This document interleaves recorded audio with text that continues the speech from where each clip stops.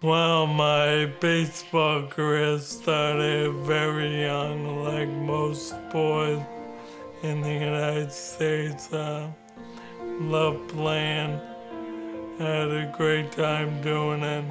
I played football, hockey as well. I played hockey year round. Good morning. As the years went on, it turned out I was a Division I talent in baseball, and I got recruited to play at Boston College. And I went and played there and had some of the greatest years of my life there. But if I had to pin down one particular moment, was probably my junior year at BC in the home run at Fenway Park. We played in a tournament there, and I got a hanging curveball and put in the bullpen. So that was really special growing up a Red Sox fan and standing in the same batter's spot as Ted Williams. So very cool moment. I was one of the worst offenders, not knowing enough about ALS. Being a baseball player, I know Lou Gehrig very well. I knew the trials and tribulations he went through. But at the same time, Lou Gehrig's disease, ALS, I didn't really know what it did. I didn't know the ramifications. All I knew about it was very bad and there's no cure. But other than that, I was very, naive to what was ultimately my diagnosis. I remember feeling a little out of whack, 5, 6 months before that, tired, tripping a little bit. I couldn't button my shirts very well. All the typical symptoms you read about. I was noticing that I wasn't feeling quite right, so we started researching and going through various appointments, which led to our diagnosis. I kinda knew for a few months we were gonna get some bad news, but I never let on to, my now wife Julie, who was my girlfriend at the time, my parents, brother, sister, friend.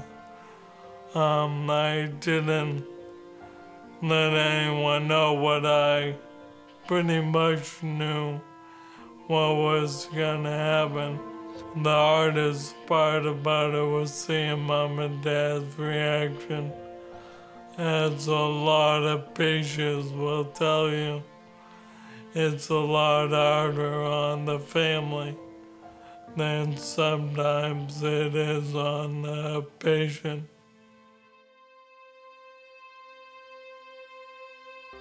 Before Pete's diagnosis, I didn't know anything about ALS. I just knew it was a really bad disease to have. And I remember when he first said the words to me, in my mind, the first thing I thought was, well, this is really bad, but there's gotta be some sort of treatment.